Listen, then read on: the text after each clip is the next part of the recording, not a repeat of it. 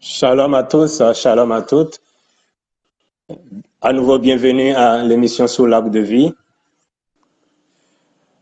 Nous sommes réunis ce soir pour continuer ce temps de partage de la parole et de questions-réponses autour d'un sujet ô combien important, le sujet de la prière.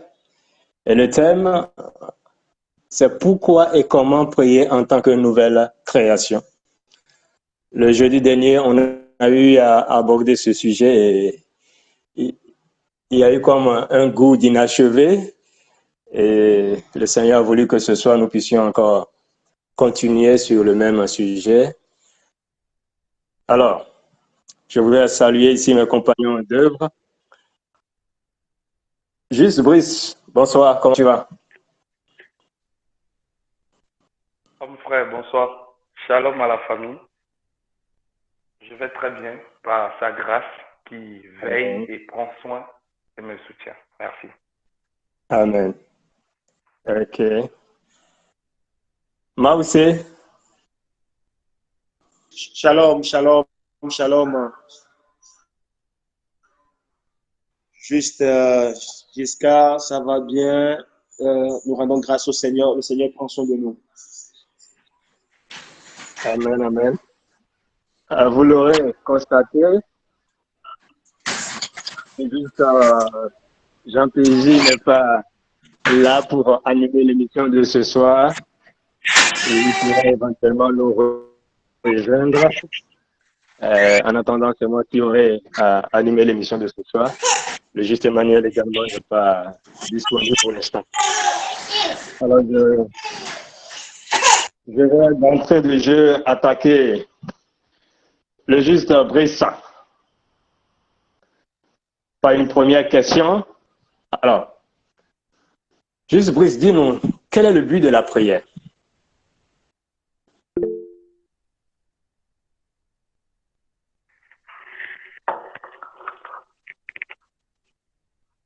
Euh, tu peux reposer la question, s'il te plaît? La question c'est, quel est le but de la prière? Quand je parle de prière, qu'est-ce que je mets dedans? On a tous compris le jeudi dernier que la prière est avant tout une question de relation avec Dieu. Euh, c'est une plateforme spirituelle en relation, en communication avec Dieu. Et étant en Christ, étant la nouvelle création, nous sommes déjà en relation avec Dieu. Donc, quand on parle de prière sans cesse, c'est juste le fait que nous sommes en relation avec Dieu. Romains 6, 11, nous sommes dans une communion ininterrompue avec Dieu. Mais ici, ce que je mets dans quel est le but de la prière, il s'agit de nous dire, quand on parle, ce qu'on appelle couramment une demande ou même d'adoration, louange, tout ce qu'on veut, toutes ces expressions qu'on fait monter dans la plateforme de la prière, c'est quoi le but concrètement? Voilà. D'accord. Shalom à tous. Le but de la prière. J'avoue que tout de suite, parler du but de la prière, je ne pourrais parler du but de la prière que si je reviens en fait sur la définition de ce que c'est que la prière en elle-même. Et nous avons dit que la prière, c'est la communion. Donc, c'est comme si, c'est quoi le but de la communion? Voilà. Donc, le but de la communion, qu'est-ce que c'est? Hmm, Personnellement, euh, que dit Seigneur? Le but de la communion, je parlerai d'échange. Je parlerai de, c'est quoi le but d'une relation Brice, aussi? Bon, oui, s'il te plaît, juste Brice, je tu voudrais faire m'entends? une précision. Ce n'est pas le but de la prière, en fait, le but de la communion, en fait. Mais le but, ce que je mets dans la prière, je parle de, par exemple, quelqu'un a une situation, il exprime une demande à Dieu. C'est quoi le but? Et quelqu'un se dit, OK, je dois louer Dieu. On m'a dit, il faut que Jean 4, 23, 24, ce que le Père recherche, ce sont de vrais adorateurs. Je dois adorer Dieu. Je dois proskunéo, me prosterner, tout ça. Quel est le but? Pourquoi on fait tout cela? Quel est le but concrètement? Où je dois faire des déclarations prophétiques, proclamer des paroles et tout. Quel est le but de ces choses-là, en fait? Parce qu'on a compris ce qu'est la communion, nous sommes déjà en communion avec Dieu. Mais je parle maintenant de toutes ces différentes expressions qu'on connaît habituellement et qu'on met sous le vocable abusif de prière. Parce qu'on a compris que c'est la prière, en réalité, ce n'est pas ça. Mais toutes ces vocables qu'on met, toutes ces expressions qu'on met sous le vocable abusif de prière, quel est leur but en réalité, selon Dieu? Selon Dieu ou selon les hommes? Si c'est selon Dieu, je ne pense pas que je répondrai dans le sens de ce qui se fait ou ce qui se dit de façon abusive. Donc là, si c'est selon Dieu, c'est quoi le but? Pourquoi Dieu demande à ce qu'on puisse le prier? Pourquoi Dieu demande à ce qu'on puisse l'adorer? Pourquoi Dieu demande à ce que nous puissions lui adresser des demandes? Si je comprends bien ta question. Pourquoi Dieu nous demande tout ça? Pourquoi Dieu, c'est quoi l'objectif? Qu'est-ce que Dieu veut en nous demandant de le prier? C'est bien ça. Voilà. Oui, c'est bien la question. Ok. Je dirais que si je dois m'appuyer sur l'œuvre de la croix, nous prions, ou nous orons, ou nous méditons, ou nous recherchons, je dirais, tout ce que nous recherchons au travers de la prière, que ce soit formulé sous forme de demande, que ce soit formulé sous forme de c'était la peut-être combat ou céder, tout ça, en fait, nous faisons tout ça là.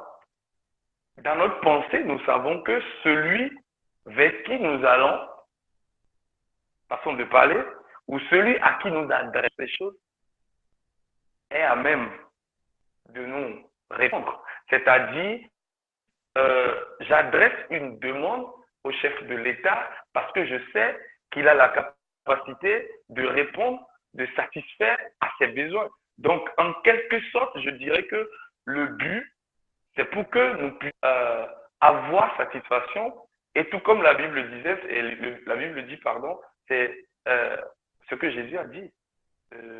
Demandez afin que votre joie soit parfaite. Bon, je ne sais pas si, voilà, j'ai répondu à ta question, mais je pense que j'adresse une prière, j'adresse des requêtes, je prie le Seigneur parce que, pour moi, je sais qu'il a la capacité de satisfaire à tout ce que je peux lui adresser ou, en fait, où il a déjà satisfait à cela au travers de l'œuvre de la croix. Donc, voilà, je ne sais pas si j'ai totalement répondu.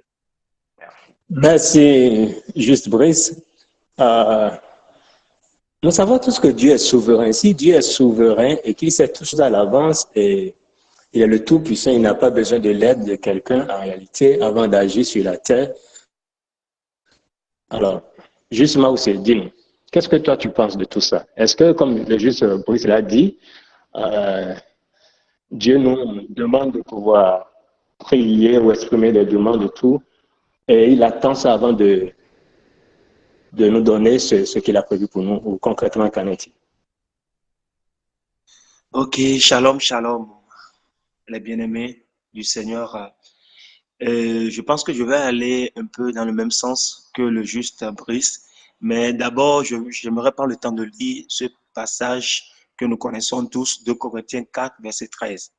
Je lis la version du second, hein, qui dit, « Et comme nous avons le même esprit de foi qui est exprimé dans cette parole de l'Écriture, j'ai cru, c'est pourquoi j'ai parlé. Nous aussi, nous croyons, c'est pour cela que nous parlons. » D'abord, j'aimerais d'abord dire quelque chose. Il y a la notion de pourquoi est-ce que d'abord, parce que quand on dit prier, les gens beaucoup pensent que c'est forcément parler, mais dans ce cas, je vais prendre l'exemple même de parler là en fait. Ça répond à, c'est comme selon Dieu, tout à l'heure, le juge jusqu'à parler de la souveraineté de Dieu. Le Dieu qui est souverain, c'est le même Dieu qui a établi sa parole également, qui est souveraine. Donc, et c'est le même Seigneur là, c'est-à-dire, dans sa souveraineté, il a défini un cadre. Et dans ce cadre, en fait, il parle d'un esprit de foi. Et il dit, l'esprit de foi là fonctionne comment? Il dit l'esprit de, il dit, ayant le même esprit de foi là. Donc, dès lors que nous avons cet esprit de foi, si l'esprit là, qui est vrai, qui est vraiment un esprit vrai, vivant, qui habite en nous, si dès que l'esprit là habite en nous, il dit, c'est pour cela, nous aussi, animés par l'esprit là, nous croyons, c'est pour cela que nous parlons. Donc, l'esprit là qui nous amène à croire, c'est le même esprit qui nous amène à parler, en fait. Donc, j'aimerais préciser que ça fait partie du cadre défini par le Dieu qui est souverain et qui a établi sa parole. C'est-à-dire, il est souverain, sa parole est souveraine. Donc, la souveraineté est bien un cadre que celui-là qui est notre Père, qui est souverain, a défini, en fait. Donc, l'esprit de fait partie de ce cadre-là. Donc, dès lors que nous avons cet esprit de foi-là, l'esprit non seulement nous amène à croire, mais l'esprit là constate cela en fait. On est appelé dans la souveraineté de Dieu. Le fait de parler fait partie du fonctionnement de l'esprit de foi. Ça fait partie de l'esprit là que nous avons reçu, qui est l'esprit de foi. Voilà ce que je voulais, j'aimerais ajouter, et je peux même ajouter ceci pour dire que, vous savez, la parole de Dieu est claire pour nous. Aujourd'hui, pour nous les enfants de Dieu, nous reconnaissons que la justice qui s'obtient par la foi parle. C'est une justice qui parle. Pourquoi? On peut se demander pourquoi cette justice parle. Mais c'est à cause de l'esprit là qui est derrière. C'est l'esprit là, l'esprit de foi là, qui nous amène à parler. Voilà ce que j'aimerais ajouter pour le moment. Merci. Wow. Merci. Donc, nous devons parler. Et je pense que Jésus pouvait dire, c'est de l'abondance du cœur que la bouche parle. Donc, si je suis bien, il faut qu'il y ait des choses qui abondent dans notre cœur avant que la bouche ne parle. Mais quelles sont ces choses-là? Parce que quand tu dis que la foi qui vient de la justice, elle parle, qu'est-ce qu'elle va dire? Quelles sont les paroles qu'on va dire? Parce que c'est un peu ça sur à quoi les gens sont confrontés aujourd'hui. Beaucoup de personnes, lorsque davantage ils comprennent l'évangile de Christ et tout, en arrivent à ne plus savoir quoi dire concrètement dans la prière. Alors, premièrement, qu'est-ce qui fait que les gens ne savent plus quoi dire? Et ensuite, c'est la première question. Donc, je m'adresse je suis toujours avec toi, hein, Maoussé. Premièrement, qu'est-ce qui fait que aujourd'hui, c'est un constat. Je pense que tu as également fait le même constat que moi. Beaucoup de personnes qui ont une meilleure compréhension, une meilleure connaissance de l'évangile de Christ, de la grâce, de la justice, de la justification par la foi, tout ça, en arrivent à ne plus savoir quoi dire. Qu'est-ce qui explique cet état de choses, premièrement? Deuxièmement, qu'est-ce que ces personnes peuvent dire alors dans la prière? Quelles sont les paroles là à dire? Quelles sont les paroles là qui doivent abonder dans le cœur et elles vont sortir ça? Est-ce que ces paroles abondent dans le cœur? Quelles sont ces paroles? Bien. Parce que les gens sont là pour savoir concrètement quoi faire. Merci beaucoup, Jessica. Et d'abord, pour répondre à la première question de ce constat, c'est vrai, c'est un constat qui est vrai parce que nous-mêmes, on peut le dire, hein, on peut le dire.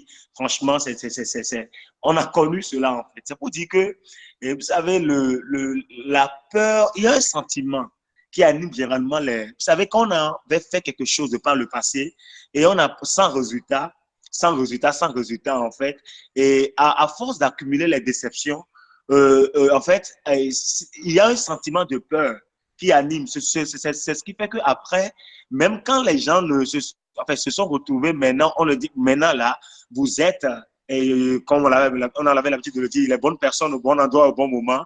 Et les gens ont toujours cette peur-là, ce sentiment de peur-là. En fait, c'est toujours la pensée de l'échec passé là. Donc les gens se disent non, est-ce que si je faisais que si jamais j'avais encore les mêmes résultats. Donc il y a un sentiment de peur en fait suite en fait aux expériences passées. Ça c'est ce que je veux dire par rapport à la première question. Maintenant par rapport à la deuxième question de qu'est-ce qu'il faut dire. Et pour nous aujourd'hui en tant qu'enfants de Dieu, en tant que croyants de la nouvelle création, issu de l'œuvre achevée de notre Seigneur Jésus-Christ, il est important. J'aimerais d'abord poser quelque chose. Vous savez, on ne peut jamais forcer quelqu'un à dire merci. Vous savez, si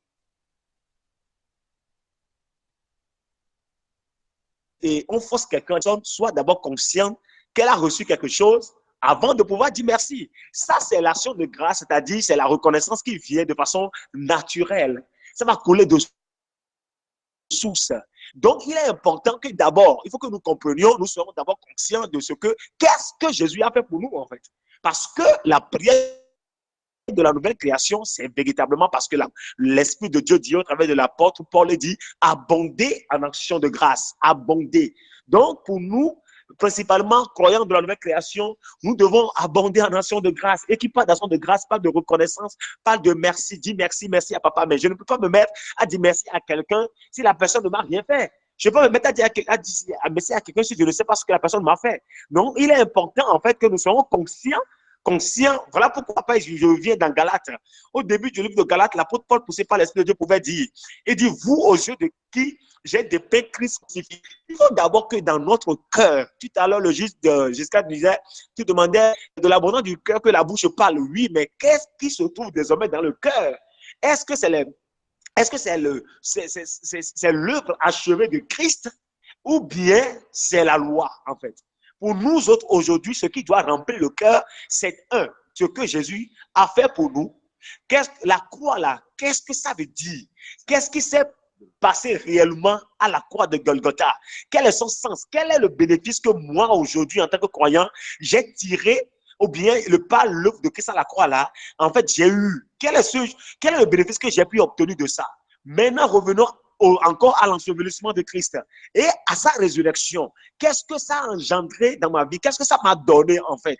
Donc c'est là en fait, si le cœur n'est pas rempli, si je ne sais pas ce que tu m'as fait, on peut me forcer, mais je vais m'arrêter à un moment donné. Mais lorsque je sais réellement, je suis convaincu que oui, mais c'est vrai à la croix ce qui s'est passé, c'est ce que ça a fait pour moi comme de façon pratique maintenant. La parole de Dieu nous dit dans 1 Pierre 2 verset 24, il nous dit clairement que celui qui en fait que Dieu l'a fait de riche qu'il était, il s'est fait pauvre pour nous. Donc ça, par exemple, là, c'est quelque chose qui doit être vrai dans notre cœur. Par exemple, on dit la parole de Dieu nous dit que celui qui n'a jamais commis le péché, Dieu l'a fait devenu péché. C'est alors que si je me rends compte, mais c'est vrai en fait. Donc c'est la méditation sur la parole de Dieu qui m'amène à comprendre. C'est vrai, à la croix, Jésus est devenu péché. Je ne vais pas manquer de mots pour lui dire merci parce que tu es devenu péché pour moi. Donc, ainsi de suite, par ces méthodes, nous avons été guéris. Donc, tout ça là, en fait, c'est des choses, en fait, c'est-à-dire c'est la croix, l'évangile qui doit être véritablement dans notre cœur. Voilà. D'accord. Merci. Oh, si je comprends bien, l'œuvre de Christ, la croix, par exemple, a mis à notre disposition le sang de Jésus-Christ. Et avec ça, on peut désormais, suivant le protocole d'accès au roi, pouvoir dire, j'entre dans le sein des saints, je rentre par le sang de l'agneau. On peut pouvoir dire ça. Juste bref. C'est ça. Alors, bon, ok. J'entre dans le sein. On peut utiliser le sang, quoi. Ou bien. Oui, on va utiliser le sang. Donc, je comprends ce que tu dis, hein. Je comprends ce que tu dis. Et personnellement, la Bible dit que la parole de Dieu habite richement en vous. Et comme tu l'as dit dans le verset, dans ton intervention, avant de donner la parole au juste, moi aussi, c'était que c'est de l'abondance du cœur que la bouche parle. Au fait, j'aimerais aller d'abord sur la première question à laquelle le juste Maoussé a répondu. Parlant de qu'est-ce qui fait. Au fait, je pense personnellement et je crois que aujourd'hui nous avons du mal peut-être à prier où on a comme l'impression que ah non, je ne prie plus, ma vie de prière a baissé. Ouais. Même l'autre fois, on avait envoyé les bonnes nouvelles. Il y a un jeune, un frère en Christ qui m'a écrit pour dire mais ah, homme de Dieu, priez pour moi parce que ma vie de prière, après un coup, ma relation avec Dieu n'est plus comme c'était. En fait, la Bible dit, dans le livre de Osée, il dit mon peuple périt. C'est-à-dire, mon peuple est en train de souffrir. Mon peuple périt parce qu'il lui manque la connaissance. C'est-à-dire, ne pas connaître au fait. Ne pas connaître que cet homme qui est venu, qu'on a appelé Jésus, et qui est né de Marie, et qui est allé sur le bois, et qui mourait à la croix, était en train d'accomplir quelque chose de prophétique, préétabli, dès avant toute chose. Ne pas savoir tout ce qu'il y a comme richesse autour de l'œuvre de Christ Jésus nous fait manquer aujourd'hui peut-être de substance pour prier. Comme Mao se le disait, on priait avant, mais on priait sur une base. Et ce n'est pas parce que hier on était en train de prier et peut-être qu'on n'a pas de résultats. Gloire à Dieu, on avait même des résultats dans les prières qu'on faisait, qu'aujourd'hui, ok, Dieu est souverain, Dieu peut tout faire, que nous n'allons pas prier. Gloire à Dieu, nous prions aujourd'hui. Et en tant que nouvelle création, nous avons compris que maintenant, le Seigneur nous a établis dans la vérité et étant dans la vérité, nous sommes ceux qui prient continuellement. Il dit, soyez reconnaissants. Et la reconnaissance ne peut être possible que lorsque je suis au courant de ce qu'on a fait, ce qu'on m'a fait. Ce qu'on m'a fait et ce que Dieu a fait à l'humanité, c'est au travers de ce que Jésus a fait à la croix. Donc, la connaissance de cette œuvre-là, lorsque le Seigneur illumine les yeux de nos cœurs, je crois que ce n'est pas pour rien que l'apôtre Paul, dans le livre de Éphésiens 1, verset 17, poussé par le Saint-Esprit, disait, et je prie afin que le Seigneur illumine les yeux de vos cœurs, qu'il endommage votre ignorance, qu'il vous accorde la grâce de connaître le glorieux héritage. En fait, il faisait cette prière parce que c'était important pour nous de découvrir tous les trésors immenses de la grâce cachés dans l'œuvre de la croix. Et je vais revenir peut-être sur le passage que le Seigneur a cité dans l'intervention de Justement aussi tout à l'heure, qui parlait de l'apôtre Paul qui dit, il dit, Galates insensés, vous aux yeux de qui j'ai dépeint le Christ. C'est-à-dire que les Galates n'étaient pas là quand Jésus-Christ était crucifié. Non. Mais l'évangile, les prédications, les exhortations, les temps que l'apôtre Paul avait passé avec eux, tout ce qu'il essayait de les faire voir, c'est comme s'il était un dessinateur. À leurs yeux, il était en train de dépeindre l'œuvre de la croix. Ça veut dire quoi? Lorsque le peuple de Dieu est exposé à l'évangile, le peuple de Dieu n'a pas autre choix que d'abonder en action de grâce. Se lever pour dire, ok, parce que je suis la nouvelle création, aujourd'hui, je veux prendre le sang de Jésus et l'appliquer ou bien essayer de l'utiliser pour rentrer dans le sein des saints. C'est-à-dire lorsque la connaissance t'a déjà fait comprendre ou accepter qu'en réalité, tu es en communion avec lui. Je ne sais pas où tu étais et que c'est maintenant que tu veux rentrer dans le sein des saints alors que c'est là que, en tant que nouvelle création, nous sommes, nous habitons et nous demeurons.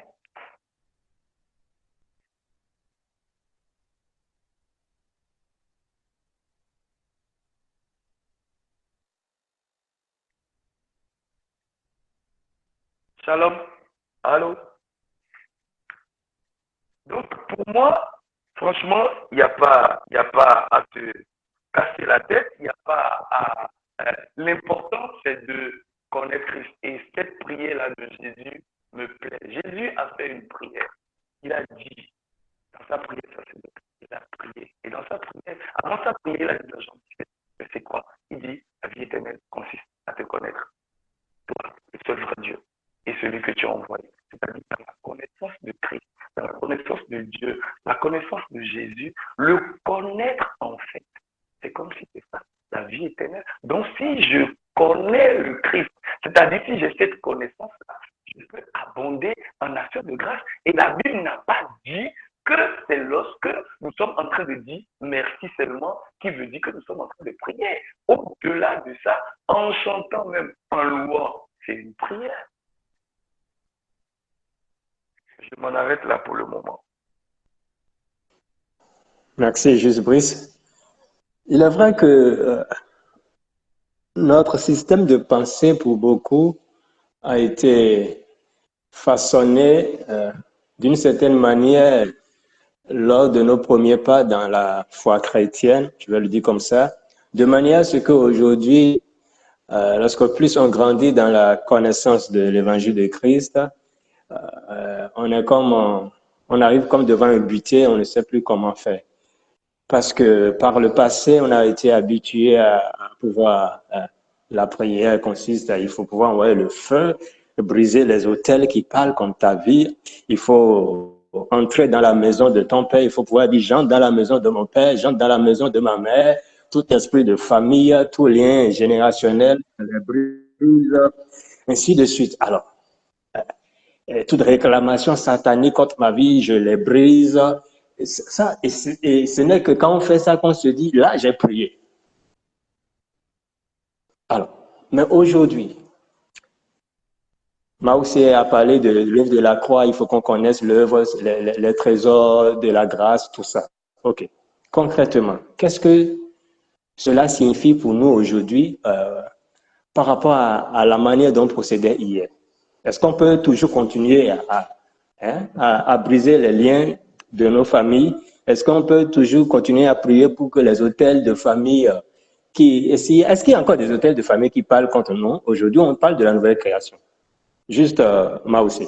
On parle de la nouvelle création. En tant que nouvelle création, est-ce qu'il y a des hôtels de famille qui peuvent parler contre encore la vie de la nouvelle création? Est-ce qu'il y a des liens générationnels qui peuvent encore, dans lesquels peuvent se trouver quelqu'un qui est nouvelle création, quelqu'un qui est uni à Christ? Si c'est le cas, donc, comment il doit prier? Si ce n'est pas le cas, comment il doit aussi prier? Dis-nous. Merci beaucoup, Jusqu'à. Et en fait, d'abord, vous savez, j'aimerais qu'on procède véritablement comme les chrétiens de Béret qui vraiment sondaient les Écritures, en fait, sondaient les Écritures. Et j'aime bien dire souvent, je n'aime pas dire la Bible, non, parce que pour moi, je reconnais que c'est poussé par l'Esprit de Dieu, que ce soit les prophètes ou les apôtres, c'est poussé animé par le Saint-Esprit que les hommes ont parlé de la part de Dieu. Donc, ça met directement le Saint-Esprit, ça rend l'Esprit de Dieu responsable de ce dont nous parlons par sa grâce, parce que nous n'ajoutons rien, nous ne retachons rien. D'abord, revenons à la question de savoir, est-ce qu'aujourd'hui, le chrétien, un enfant de Dieu, né de nouveau, est-ce qu'on peut prier maintenant pour dire, est-ce qu'on veut briser les liens générationnels, les autels? Nous allons devoir aller voir ce que l'Esprit de Dieu, regardez ce que notre Seigneur Jésus a dit. Il a dit que lorsque le Saint-Esprit sera là, le consolateur, lorsqu'il sera là, qui nous conduira dans toute la vérité, qui prendra de ce qui est à lui et nous l'annoncera.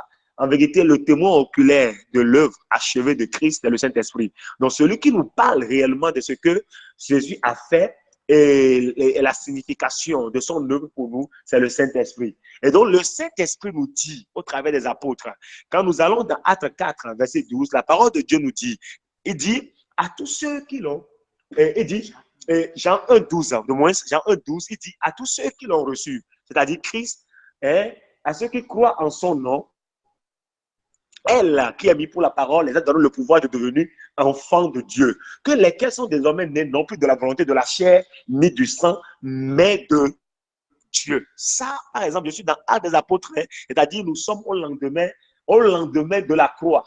Donc Jean, nous sommes dans Jean 1, verset 12 à 13. Donc, nous parlons du lendemain de la croix. Vous voyez un peu. Donc, l'Esprit de Dieu nous dit que désormais, nous, en tant qu'enfants de Dieu, nous sommes nés du Saint-Esprit. Donc, dès lors que nous sommes nés du Saint-Esprit, donc nous sommes ses enfants. Donc, si nous parlons désormais de les hôtels de maison, les hôtels, tout ça là, en fait, de quelle maison? De la maison de l'Esprit de Dieu? Je veux savoir si c'est... Parce que si nous sommes convaincus, c'est que c'est le témoignage que l'Esprit a rendu dans Jean 1, verset 12 à 13 pour nous. C'est ce qu'il dit. Et nous sommes d'accord avec ça. En fait, nous n'avons plus besoin de prier, de détruire les liens parce que nous reconnaissons par là que nous ne sommes plus désormais nés de la volonté de la chair et du sang, mais nous sommes désormais nés de l'Esprit de Dieu. Et pour quelqu'un qui croit en cela, en fait, la façon de prier de la personne doit automatiquement changer. Et c'est ce que la parole de Dieu nous dit dans Romains. Romains 12, il dit, soyez transformés par le renouvellement de votre système de pensée. Donc, il faut qu'il y ait, et c'est ça qui amène la transformation, parce que quand nous je dis, waouh, Seigneur. Donc, c'est ça en fait. Donc, celui qui comprend ça désormais, il veut prier. Je prends un exemple par rapport à ça. Il dit, en fait, Seigneur, je te dis merci.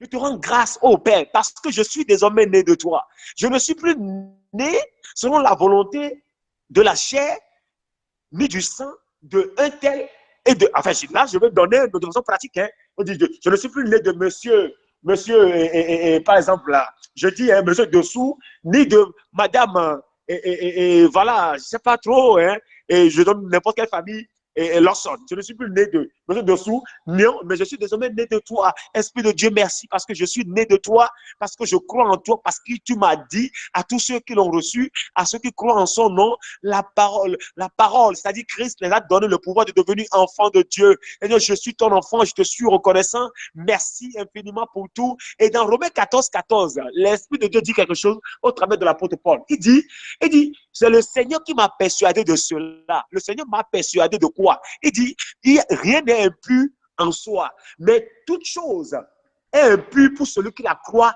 impure. Mais d'où vient cette croyance-là? C'est à cause des informations qu'on avait reçues de par le passé. D'où il faut la nécessité du renouvellement de notre système de pensée maintenant, conformément à la vérité. Donc, je suis désormais enfant de Dieu. Seigneur, merci. Donc, je prie conformément sur la base de ce que l'Esprit de vérité m'a dit. C'est sur cette base-là que moi je fonctionne. Voilà un peu ce que je voulais dire. Merci. Ok, merci. Merci, moi aussi. Juste Brice, je reviens vers toi parce que moi aussi, Ok. il ne connaît pas la réalité africaine apparemment. Moi aussi, je ne connais pas peut-être la réalité africaine. Il ne sait pas que les démons ici sont très têtus et les catégories de démons qui opèrent en Afrique sont différentes de ceux qui opèrent en Europe. Il a comme une mentalité européenne, moi aussi. Donc, juste Brice, et puis toi, tu as plus d'ancienneté dans la foi que lui, donc j'espère que tu pourras me donner une réponse beaucoup plus pertinente. Hein? Il faut me donner les clés, les clés. Étant en nouvelle création, est-ce qu'on va dire donc c'est des réalités. Il y a des hôtels qui parlent. On voit bien d'enfants de Dieu aujourd'hui dans nos assemblées qu'on crie et il y a des hôtels qui parlent, qui sont réclamés. On a même des visions, on voit ça en live. Alors, Brice, on ne peut pas nier ça, n'est-ce pas? Oh, on peut pas nier ça, mais pour ceux qui croient qu'il y a ces réalités, qui ne sont que mensonges et miracles de Satan, ceux qui croient en ça, cela va travailler pour eux et ils verront cela tel. Voilà. Mais qu'est-ce que je veux dire? Je vais dans la parole de Dieu. Je vais dans les Écritures. La Bible nous dit dans le livre de Colossiens 1, je lis à partir du verset 12, qui cadre parfaitement avec la prière d'action de grâce. Rendez grâce au Père qui vous a rendu capable d'avoir part à l'héritage des saints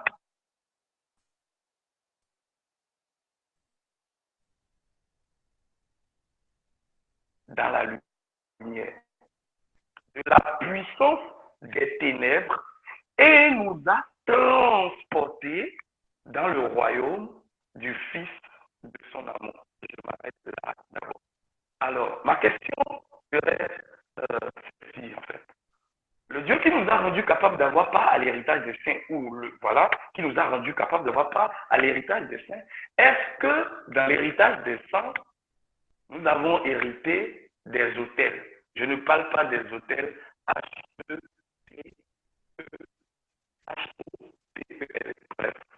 je parle des hôtels familiaux dont on parle. Cela ne fait pas partie de l'héritage des saints. Ok. Maintenant, la Bible dit que Dieu nous a délivrés de la puissance des ténèbres et nous a transportés du royaume des ténèbres et nous a ramenés dans le royaume du Fils de son amour. Au fait, c'est ça que je dis. Aujourd'hui, je ne dirais pas le christianisme, mais nous avons affaibli de par notre compréhension erronée ou de par la perception biaisée que nous avions hier de ce que Dieu a fait ou de l'évangile, nous avons affaibli le Saint-Esprit, nous avons affaibli Dieu et nous avons affaibli Jésus lui-même. Pourquoi je te dis, si Dieu nous a délivrés, pourquoi nous serions encore liés? Soit c'est que Dieu n'a pas fait le job. Et je vais poser cette question qu'un prédicateur hier, que je suis à poser, il dit que voici l'agneau de Dieu qui porte le péché du monde. Et la question qui a été posée par la société, c'est quoi? Est-ce que quand Jésus est arrivé, il a fait le job? A-t-il ôté le péché du monde? Et l'auditoire a répondu oui. La Bible dit ici clairement que Dieu nous a délivrés de la puissance des ténèbres et nous a transportés dans le royaume du Fils de son amour. Ça veut dire quoi? Aujourd'hui, la nouvelle création, excusez-moi, n'a aucun lien, n'a aucun rapport avec les auteurs, avec les ennemis de famille. Mais puisque cette nouvelle création a été adamisée et on lui a fait croire qu'en réalité, tu sais, comme tu le disais, mais non, nous sommes en Afrique. Ok, d'accord, nous sommes en Afrique. C'est pas grave. Elle a dit que l'œuvre de la croix n'a pas son impact en Afrique. Ou bien elle a dit que les sorciers de l'Afrique, ou bien les choses occultes de l'Afrique ont plus de puissance que l'œuvre de Christ, Jésus.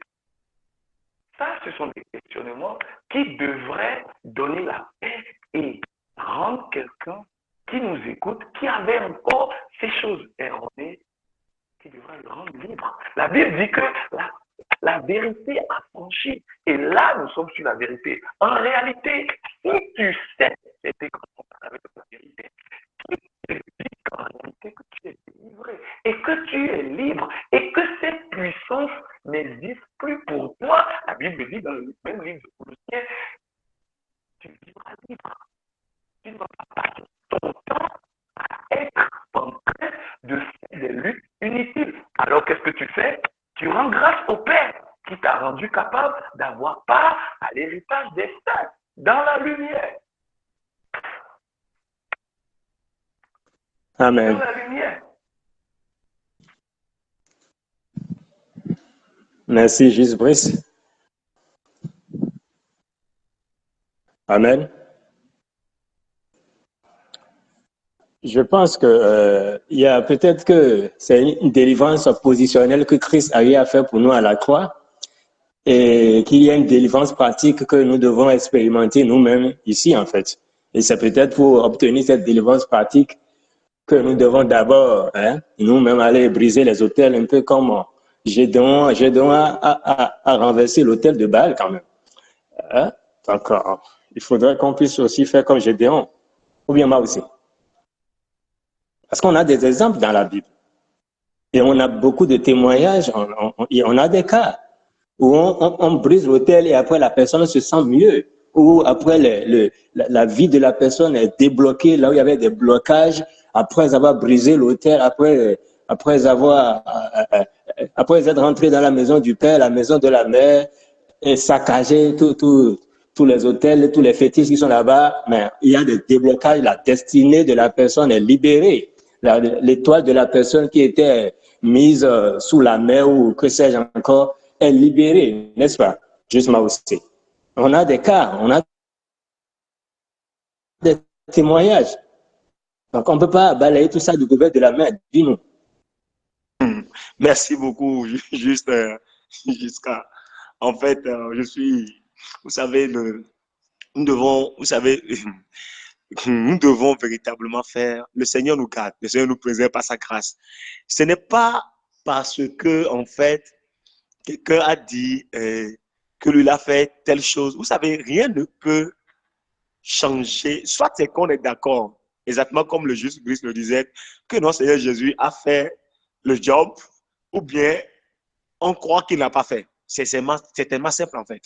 Et faisons attention parce qu'il y a trop de tromperie, de distraction et de manipulation.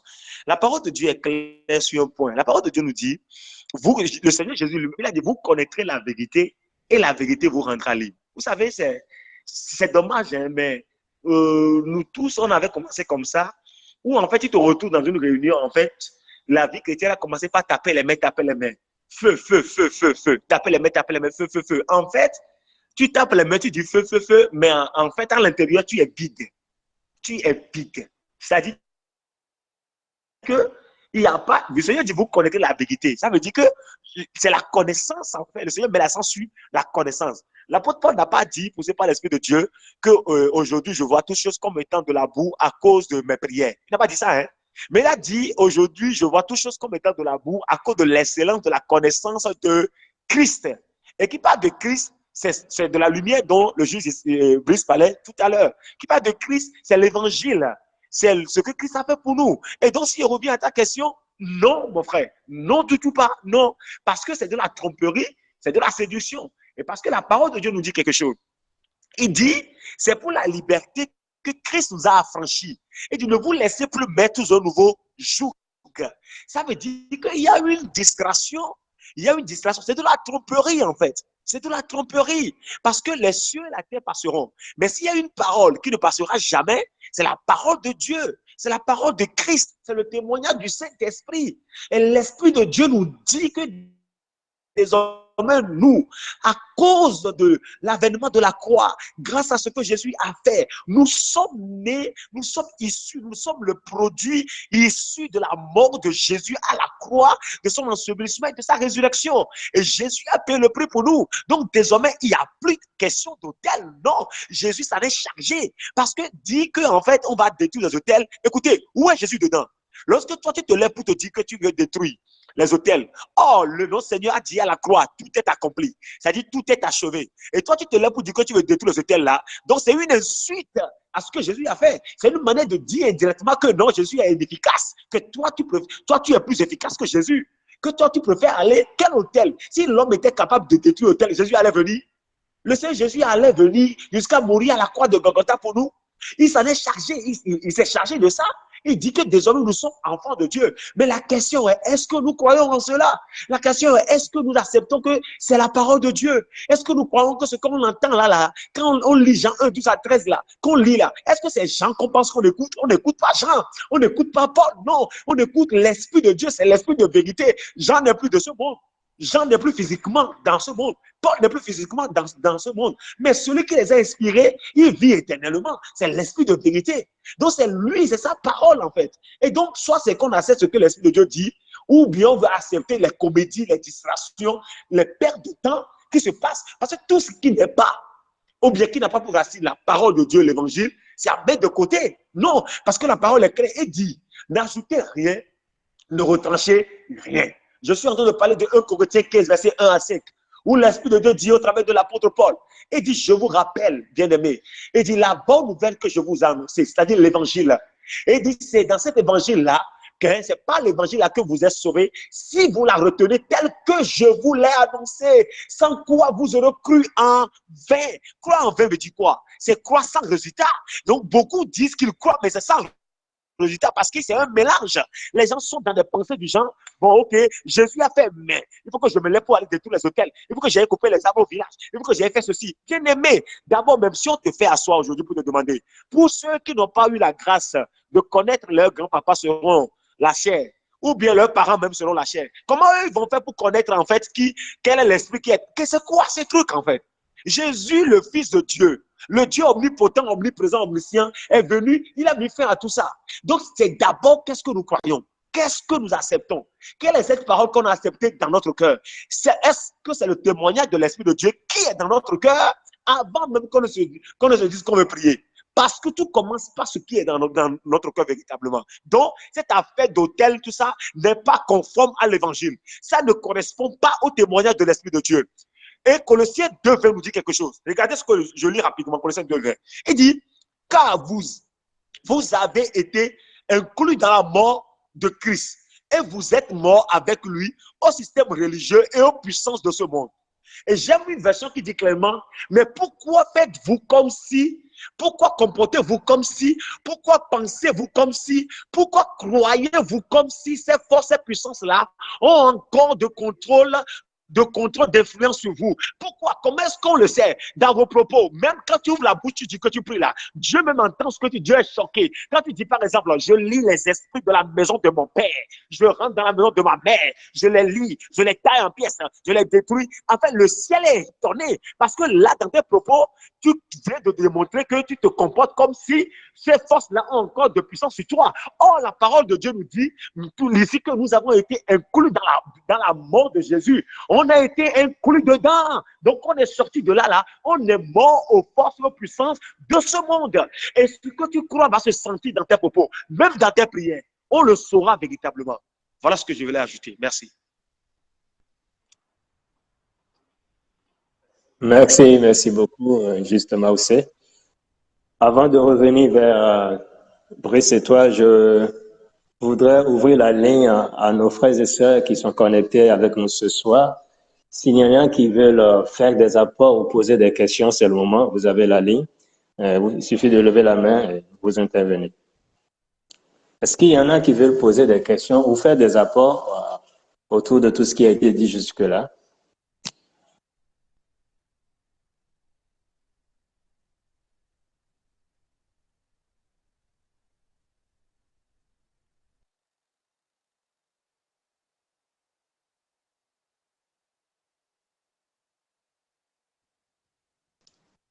Il n'y a pas de questions? Wow. C'est très calme ce soir. OK, peut-être que en continuant, d'autres vont être plus inspirés à poser des questions. À tout moment, vous pouvez réagir dans le chat si vous avez des questions pour le signaler. On va vous accorder la parole. OK, il y a une main levée déjà. Oui, juste Annick, activez votre micro, vous avez la parole. Shalom, cher Juste. Shalom. J'espère que vous me recevez. 5 sur 5. Ok. Bon. Je bénis le Seigneur pour l'enseignement qu'il nous donne encore ce soir. Et je voulais qu'on parle, c'est une question hein, de façon vraiment pratique. Il y a parfois, la question c'est déjà de savoir si il y a une nuance entre le fait de voir, je ne sais pas comment poser la question, si les réalités spirituelles là, ou peut-être on voit un exemple, on voit un frère qui, on sait vraiment qu'il est dans le Seigneur, que il est uni au Seigneur en fait, mais qui se masturbe par exemple. Il se masturbe. Je ne sais pas si c'est l'attitude qu'il doit avoir là, qui doit être différente. Genre, sa façon de prier par rapport à sa masturbation, la masturbation qui doit être différente, ou c'est le fait de ne pas croire ou de ne pas savoir que vraiment les réalités spirituelles là existent. Je ne sais pas si je me fais comprendre. C'est vrai, nous ne sommes plus sous le joug des malédictions familiales ou bien de tout ça. Mais parfois, tu vois des trucs physiquement autour de toi où, genre, parfois même c'est sur le frère, ton frère juste là, que ça arrive. Tu ne sais pas, est-ce que c'est comme il est conscient désormais qu'il est uni à Christ, que c'est désormais l'œuvre de Christ qui parle en sa faveur, qu'il est continuellement, perpétuellement en communion uni à Christ. Est-ce que c'est l'attitude-là, c'est ce qui doit l'animer face, c'est la prière qu'il doit faire maintenant qui diffère, ou c'est que on ignore vraiment que les réalités spirituelles, là, par exemple la masturbation ou je ne sais quoi, beaucoup d'autres manifestations hein, existent en fait. Je ne sais pas si ma question est un peu claire ou si ça, je me suis fait comprendre. Ok, donc concrètement, tu voudrais savoir comment ce frère pourrait prier par rapport à une telle situation, n'est-ce pas? Ou comment on peut En quelque soutenir ce sorte, frère, c'est ça? est-ce que déjà, euh, comment il prend ça d'abord? Comment il explique déjà la masturbation là? On, on- Ou... on ne saurait répondre à ça parce qu'on n'est pas dans sa tête pour savoir comment. Non, bon, pas Voilà. comment, c'est pas dans sa tête à lui, c'est pas, est-ce Ou que c'est plutôt, pas des est-ce que c'est réalités normal? spirituelles? Je C'est des reformule. réalités spirituelles, en Oui, fait. Pour oui. Est-ce que c'est rapidement, normal? si on était dans l'ancien schéma, on pourrait rapidement lier ça, en fait, à un lien générationnel où c'est telle chose, en fait. On pourrait rapidement lier la masturbation à ça, en fait. D'accord. OK. Donc, je vois la question sous deux volets. Le premier volet, selon ce que je comprends, c'est que c'est de savoir ben, qu'est-ce qui peut expliquer ça alors, puisqu'on n'est plus dans l'ancien schéma en griffe, qu'est-ce qui peut expliquer ça, premièrement. Deuxièmement, comment on fait dans ce cas-là? Si on doit prier, comment il va prier? Puisque on ne raisonne pas en termes de hôtel de lien, alors comment il peut prier pour s'en sortir dans une telle situation? J'ai bien résumé?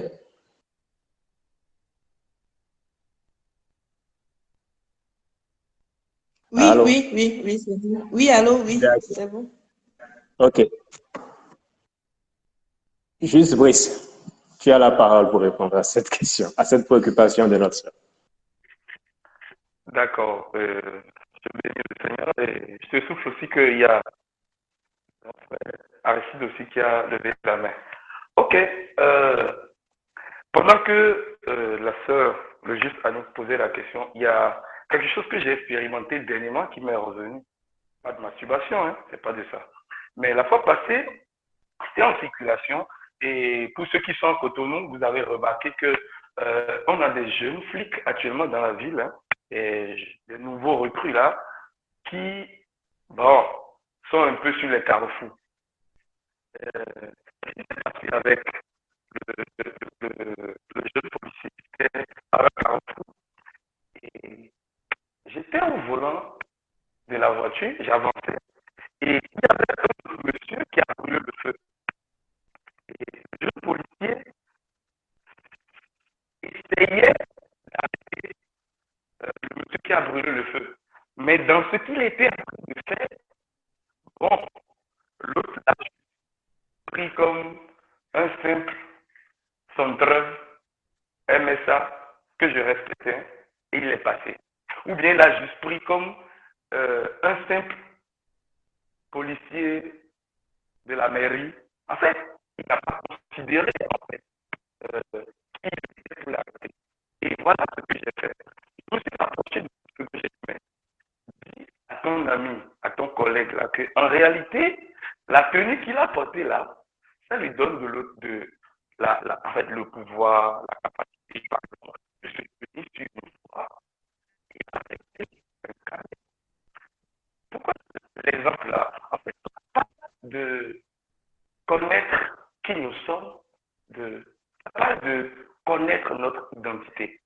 C'est-à-dire, comme le jeune flic ne savait pas peut-être ou bien n'était pas sûr, parce qu'on vient de le nommer, peut-être qu'il n'a pas encore cette aptitude-là en lui bien développée, peut-être je dirais, cela fait qu'il avait du mal à arrêter une moto.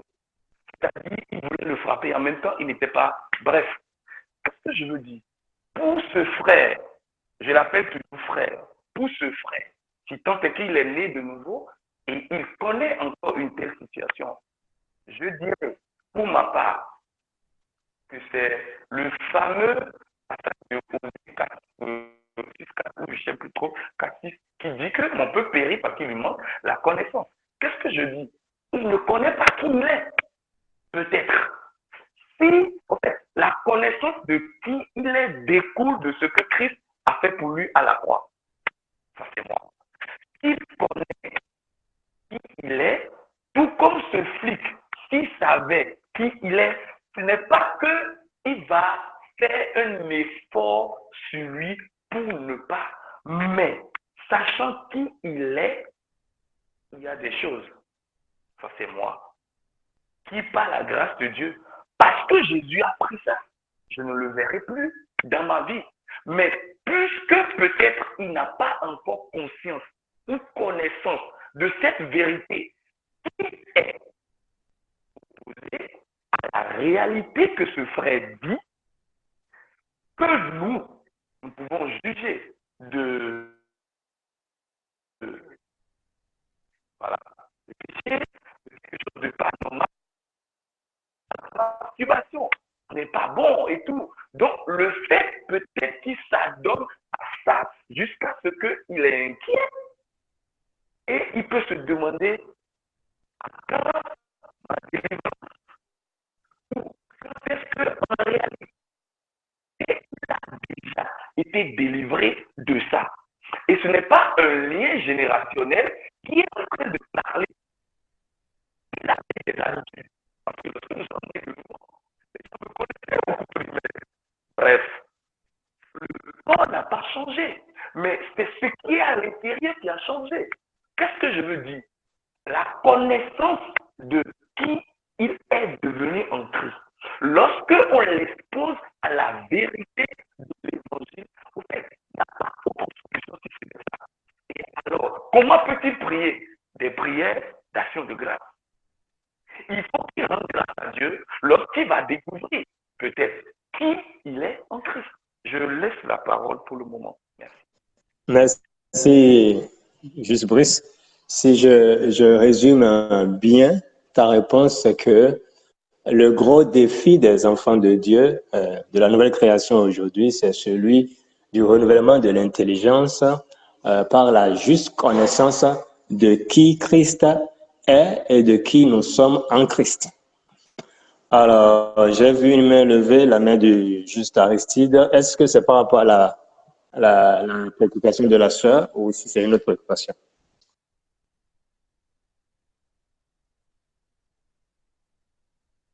Vous avez la parole.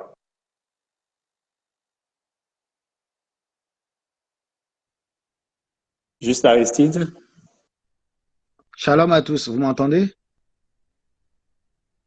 Oui. Oui, shalom Shalom. à tous. Merci pour ce moment. Nous rendons grâce à Dieu pour ce moment. Et c'était bien par rapport à la préoccupation de la sœur que je veux intervenir.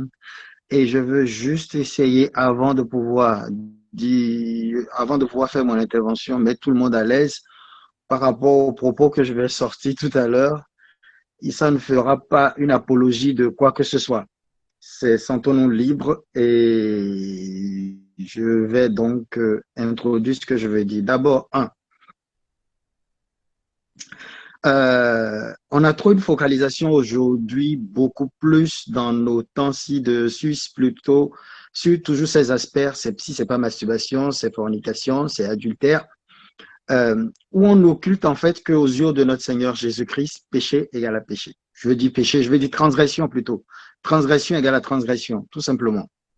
C'est-à-dire, en fait, que lorsque je fais le bilan de cette journée, est-ce qu'il m'est arrivé peut-être d'avoir dit une petite contre-vérité? Si oui, c'est un mensonge. C'est au même titre aussi. Donc, faut pas trop se focaliser sur l'autre qui, en fait, est dans la masturbation et qui peut-être est dans la masturbation. Comment est-ce qu'il doit prier? Ça, je dirais que c'est une relation avec lui et son Seigneur. Et si l'Esprit de Dieu, si réellement il appartient à l'Esprit de Dieu, il appartient à Dieu, forcément l'Esprit de Dieu l'attirera. L'Esprit de Dieu saura en fait le défaire en fait de cette appétence-là en fait qui nourrit en fait plutôt son corps du moins, et l'orienter en fait vers l'appétence en fait de l'Esprit de Dieu véritablement. Parce que comme disait je sais plus quel est l'intervenant je pense que c'était Brice qui le disait, ce qui compte en fait, ce n'est pas en fait le contenant, c'est le contenu en fait. C'est le contenu. Et le contenu, c'est quoi? Le contenu, en fait, c'est ce que nous avons à l'intérieur de nous. C'est la présence, en fait, de Jésus-Christ, la présence de Jésus par son esprit au-dedans de nous. Donc, pour quelqu'un quelqu'un qui se retrouve en fait dans une situation pareille ou dans une autre situation aussi pareille qui est une facilité à pouvoir peut-être, voilà, il dit des contres vérités, c'est plus facilement, il n'arrive pas à le contrôler lui-même. Comme dirait en fait un Paul à un moment donné, ce que je veux faire, je sais le bien que je dois faire, mais je n'arrive pas à le faire, mais je fais le mal que je ne veux pas faire. Donc, c'est des choses qui, je ne justifie rien. C'est pour ça qu'au début, j'ai essayé de faire un disclaimer pour mettre tout le monde totalement à l'aise d'abord. Le but n'est pas de se focaliser sur ça, parce que la prière, on l'a rappelé lors de la séance dernière, que c'est une relation personnelle entre quelqu'un et Dieu. C'est une relation communicatrice entre Dieu et son enfant.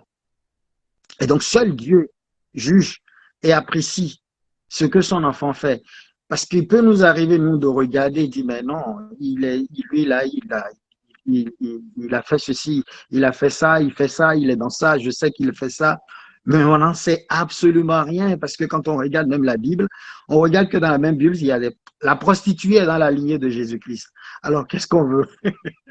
Qu'est-ce qu'on veut? En fait, nous sommes appelés, en fait, mais ce n'est pas pour dire, en fait, qu'il faut maintenant choisir un mode de vie. C'est pour ça que j'ai fait un disclaimer en disant au début, attention, ça va être peut-être choquant. Ce n'est pas, en fait, une apologie, en fait, d'une vie de débauche et une vie totalement, en fait, en désaccord complet avec ce que Dieu a demandé par rapport à sa parole. Absolument pas. Absolument pas. Mais c'est simplement pour dire l'objectif de tout un chacun de nous n'est pas de nous focaliser en fait sur l'autre, mais de nous focaliser d'abord sur nous-mêmes et sur notre relation dans une vie de prière avec Dieu. Et quand je complète en fait par rapport à lien générationnel et toutes ces histoires qu'on raconte, notre modèle de prière que nous devons garder, qui nous a été légué comme héritage par notre Seigneur et Sauveur Jésus-Christ, il est bien en fait dans le livre de Matthieu 6, je pense. Il est bien là. Il est bien là. C'est le Notre Père, le fameux Notre Père. Et lorsqu'on voit en fait qui aux yeux de beaucoup, on l'appelle plutôt en fait, c'est comme si c'est des, bon, en anglais les gens disent guidelines, c'est des, comment on va dire, c'est comme une feuille de route en fait, voilà exactement. Donc dans cette feuille de route, on ne voit nulle part en fait où le Seigneur Jésus, il a parlé de Père, je déracine, je détruis, Père, j'enlève, Père, et les liens générationnels. Non.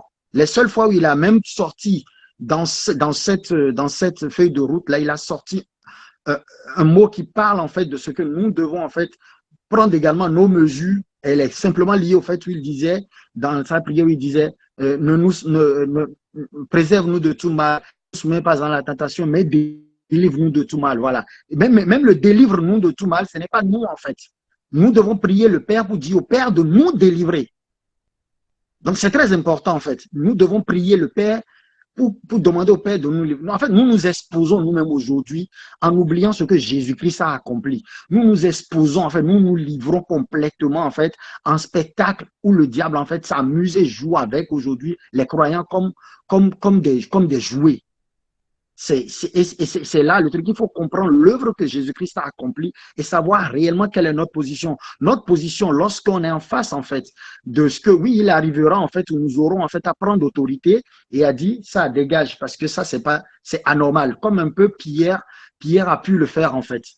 D'accord? Donc, nous aurons en fait ces moments-là. Et c'est en ayant la conscience de qui vit en nous, parce que nous ne le faisons pas par nous-mêmes, mais c'est en ayant la conscience de qui vit en nous et l'autorité du nom de qui nous disons en fait dégage. Et c'est juste une seule phrase, parce que ce n'est pas nous qui le faisons en ce moment. C'est Jésus-Christ en fait qui le fait au travers de nous. Voilà, c'est ce que je voulais compléter. Merci à tous et que Dieu vous bénisse. Garde ton micro allumé, s'il te plaît. Garde ton micro allumé parce que tu as sorti une phrase sur laquelle je voudrais rebondir. Tu as dit, comme il a dit dans Matthieu 6, dans la prière, dans le Notre Père, délivre-nous de tout le mal. Et donc, tu as dit, donc, quand on veut prier, on doit pouvoir dire, ce n'est pas nous qui menons l'action, mais on demande à Dieu de nous délivrer de tout mal. Alors, premièrement, je voudrais préciser que ce modèle de prière, ou comme le carnaval de prière, qu'on pourrait dire, a été donné par Jésus avant le sacrifice à Golgotha.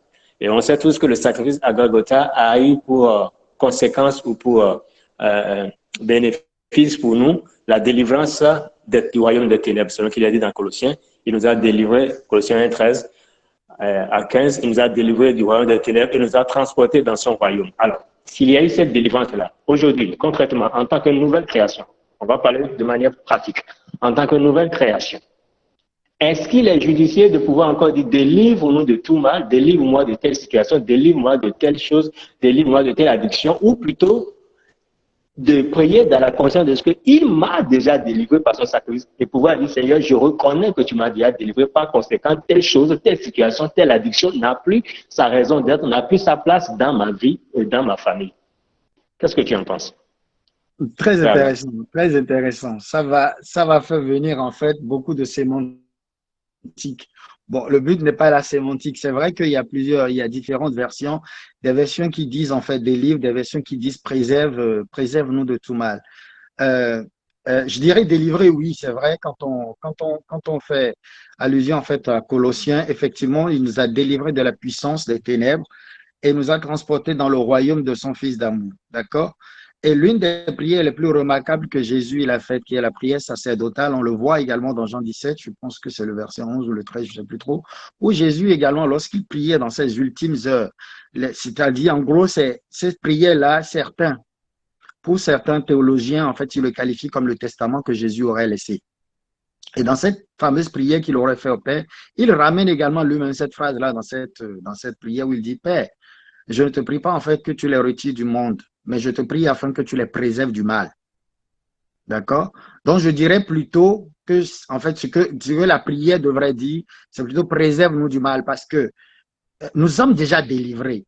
Mais qu'on le veuille ou pas, nous sommes dans un univers et même les apôtres l'ont connu. Il leur a dit, en fait, vous aurez dit préserve-nous du mal. Ce n'est pas forcément, comment je vais dire, c'est pas forcément, en fait, nous voyons tous dans notre temps, et quand on dit le mal, c'est les démons, c'est le diable. Non, le mal, ça peut être beaucoup de choses. Le mal, ça peut être interprété, je me retrouve dans une situation, en fait, où il y a une injustice, en fait, qui se passe contre moi. Cette injustice-là, c'est un mal, en fait. Et le Père, en fait, en priant le Père, Jésus même a prié le Père, il a dit, je ne te demande pas de les retirer du monde, parce que forcément, ils seront dans ce monde et ils auront, en fait, les tribulations, ils auront plein de choses. Mais préserve-les de ça. En réalité, c'est ça, en fait. C'est la prière, bon, l'interprétation des uns et des autres, on dit délivre-nous de tout mal. C'est pas vraiment ça. Ça rejoignait, en fait, la même prière que Jésus, il a fait dans Jean 17, verset 13 ou verset 11, je ne sais plus trop. Je vais retrouver le verset adéquat. Mais c'est dans la prière sacerdotale du Christ, de notre Seigneur Jésus-Christ, en fait. Donc voilà, c'est ce que je peux répondre par rapport à ce sujet. Mais il faut retenir que nous sommes délivrés déjà de tout et de tout et de tout. Nous n'avons rien à faire. Nos combats, on perd notre temps. C'est tout simplement ça. Amen. Merci beaucoup.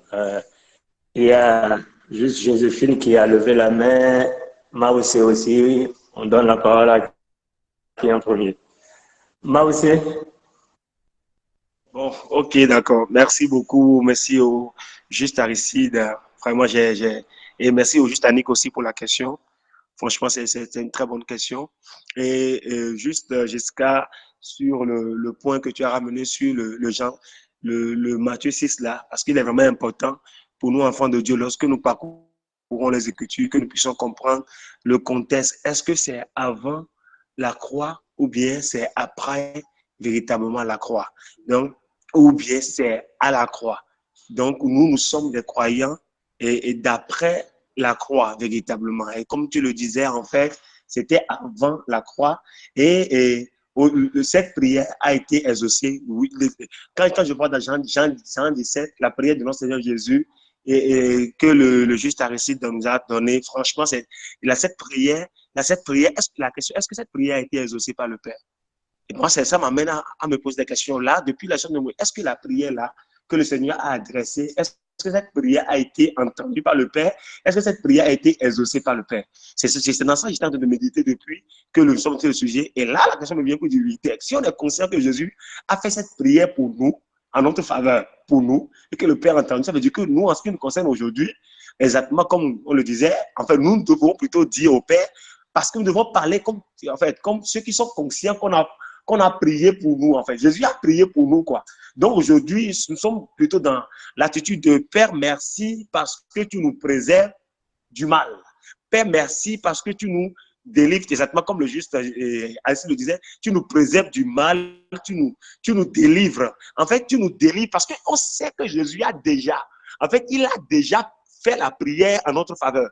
Donc, nous sommes plutôt nous sommes plutôt conscients de ce que la prière là est exaucée et donc nous rendons grâce pour ça. Et pour revenir à la question de juste Annick, il y a dans la Bible une histoire qui m'est parvenue. Vous vous rappelez du patriarche Abraham.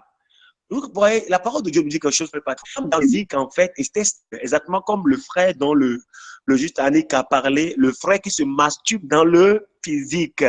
Mais aux yeux de Dieu, dans la réalité spirituelle, Dieu dit à Abraham, j'ai fait de toi le temps. Vous savez, c'est lui souvent qui parle pour dire que je ferai de toi. Quand nous allons fouiller vraiment dans les textes, on voit clairement que les propos de Dieu à l'endroit d'Abraham étaient, j'ai fait de toi père d'une multitude de nations. Ce n'est pas je ferai de toi. Or, le monsieur était stérile dans le physique, en fait. Et quand nous verrons maintenant dans la Nouvelle Alliance, 2 Corinthiens 4, verset 18 nous dit un poids éternel de gloire, parce que nous regardons non point aux choses visibles, mais à celles qui sont invisibles. Car les choses visibles sont passagères et les invisibles sont éternelles. Maintenant, Dieu voulait amener le patriarche Abraham à être concentré sur l'invisible. Et donc, il est venu répéter ça plusieurs fois. Et Abraham, à un moment donné, a commencé par s'appeler, à demander, c'est Dieu qui l'a amené à s'appeler non plus Abraham, mais Abraham, qui cadre exactement avec ce que Dieu lui montre dans une réalité autre que lui, je peux dire, il vivait dans le physique, en fait. Et donc, qu'est-ce qui s'est passé? Exactement comme la parole de Dieu nous dit cela, la réalité invisible a triomphé sur la réalité visible. Donc, il est beaucoup plus important que nous soyons focalisés sur la réalité invisible. Or, la réalité invisible, c'est l'œuvre achevée de Christ à la croix pour nous. Donc, dans le cas de ce frère-là, qui vit cette situation, c'est dans le visible, mais ces situations visibles, vous savez, généralement, les situations, l'objectif, c'est de l'amener à être focalisé sur cette réalité visible-là. Mais aussi longtemps qu'il sera toujours concentré sur cette réalité visible, la situation va demeurer, en fait. Mais dès lors qu'il il sera toujours focalisé sur la réalité invisible, en fait, c'est ça, il cherchera ça un jour, il ne le trouvera plus. C'est que c'est le Seigneur lui-même qui le fait, en fait. Mais en fait, c'est comme si, en étant concentré sur la réalité invisible, c'est ça, en fait. C'est là il va réaliser que, ben oui, Christ m'a rendu saint, irréprochable et sans faute. Tout ça, en fait, être concentré sur la réalité invisible a fait que quelque chose va se passer. Ce n'est pas à lui mais quelque chose va se passer. Mais ce que le Seigneur nous demande, il dit, nous restons focalisés sur la réalité invisible. Nous regardons aux choses invisibles et non aux visibles. Donc, c'est comme une guerre entre les deux réalités, quoi. Mais le Seigneur nous veut, nous, là, être concentrés à voir la réalité invisible. Voilà un peu ce que je voulais ajouter. Merci. Merci beaucoup. Je pense que, avant de donner la parole à la sœur Joséphine, je voudrais me permettre moi-même d'intervenir. Le rôle d'animateur ne me convient pas. Je voudrais dire que nous avons un défi de conscience. La vie de la nouvelle création est une vie de conscience. Jésus a prié, Jésus a intercédé. La Bible dit que Jésus intercède auprès du Père pour nous. Et Jésus a fait une intercession, il a dit, Père, préserve-les du mal, préserve-les du mal, garde-les du mal. Or, Jésus a dit dans Jean 11, Père, je te rends grâce de ce que tu m'exauces toujours. Ça signifie quoi? Ça signifie que cette intercession qu'il a faite dans Jean 17 a été également exaucée. Alors, parce qu'elle a été exaucée, aujourd'hui, comment nous devons procéder? C'est juste de nous reposer sur ce que Christ a fait. Prier pour nous, c'est de pouvoir nous appuyer sur ce que Christ a fait, sur les mérites, ce que Christ a déjà fait, a déjà pourvu. Il a pourvu à notre préservation de tout mal. C'est un acquis. Ce n'est pas à demander, ce n'est pas à faire, mais c'est un acquis parce qu'il a fait la prière et elle a été exaucée. Il nous revient de rester dessus et qu'importe les situations extérieures, qu'importe ce que nos sens naturels nous envoient comme information, nous devons simplement dire, je reconnais que Dieu me préserve de tout mal. Pourquoi? Parce que Jésus l'a dit. Jésus a fait cette prière et il est là, il intercède pour moi. Donc, il continue de faire monter cette intercession que moi, je l'exprime ou ne l'exprime pas. Parce que le juste vit par la foi. Je vis par la foi. Je ne vis pas par les circonstances extérieures. Je ne vis pas parce que mes cinq sens voient, mais je vis par la foi. Alors je dois également prier par la foi. Je dois m'exprimer uniquement par la foi. Et c'est ça ce qui nous pose généralement problème. Nous avons à nous exprimer par la foi. On veut tout voir par la chair. Même ce qu'on appelle prière, on fait là, c'est des prières charnelles pour la plupart. Parce que basé sur les informations recueillies par nos cinq sens. On t'a filé une telle information, tes oreilles ont capté ça, c'est sur cette base que tu te lèves pour dire que tu es en train de prier. Ça, c'est pas la prière. C'est pas la prière de la foi. La Bible dit la prière de la foi est d'une grande efficacité. On n'a pas dit la prière des cinq sens. Ce n'est pas la prière des sens naturels qui est d'une grande efficacité, mais c'est la prière de la foi. Or, la foi vient de ce qu'on entend, et ce qu'on entend vient de la parole de Christ. Et que dit la parole de Christ? Elle dit, Père, préserve-les de tout mal. C'est un acquis. C'est comme ça, en tant que nouvelle création, nous devons prier. Que dit la parole de Christ? Elle dit, tout est accompli. Elle ne dit pas, tout est à refaire. Mais elle dit, tout est accompli. Et c'est sur cette base que nous devons rester pour exprimer toute demande, toute reconnaissance, toute louange, toute adoration, tout ce qu'on veut à Dieu. C'est uniquement sur cette base-là. Que dit la parole de Christ? Elle dit, je vois Satan tomber du ciel comme un éclair. Elle ne dit pas, je vois Satan assis sur ta destinée. Non.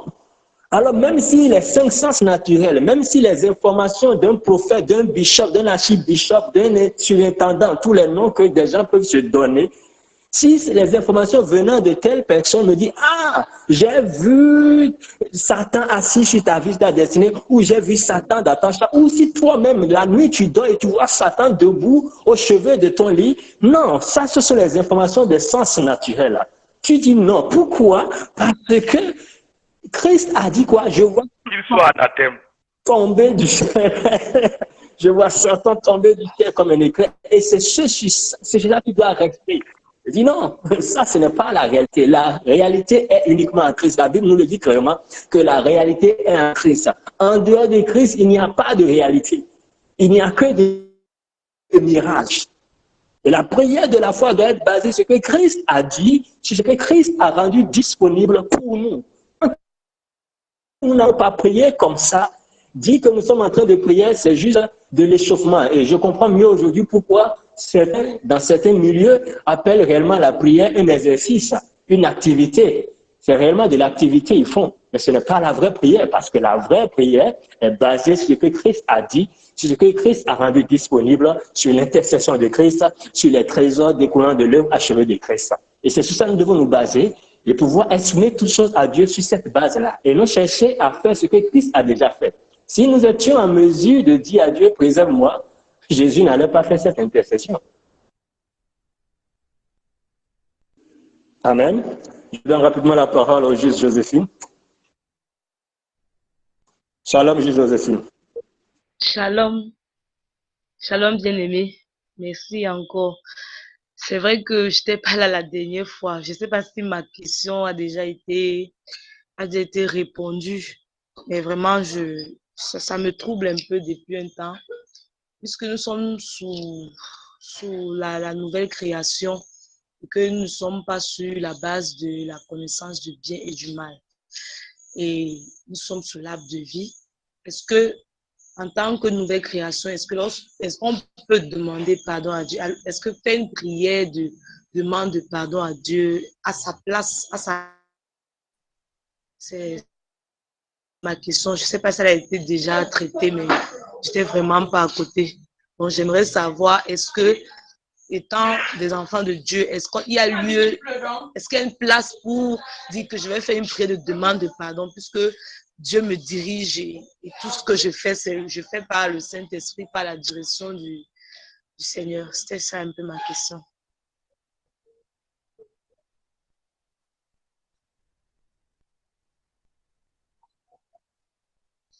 Amen. OK.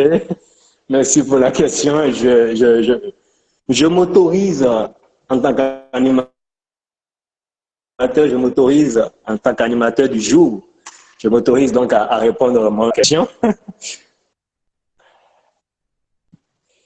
Je crois qu'il faut qu'on puisse encore une fois clarifier c'est quoi la nouvelle création d'abord. Parce que beaucoup d'enfants de Dieu ont une confusion ou sont troublés à ce niveau-là. Et le juge Brice, dans son intervention, au début de l'émission, avait sorti une phrase que je ne sais pas si tout le monde a fait attention à ça. Il a dit, nous avons été adamisés. C'est exactement ça. Nous avons été adamisés. C'est un mot propre à nous. Ce n'est pas dans le dictionnaire encore. Quand on dit que nous avons été adamisés, ça signifie quoi? C'est-à-dire, on veut amener la nouvelle création à être comme Adam, à vivre la vie d'Adam. Or, la nouvelle création, et je voudrais vraiment que ce point est important, suivons attentivement.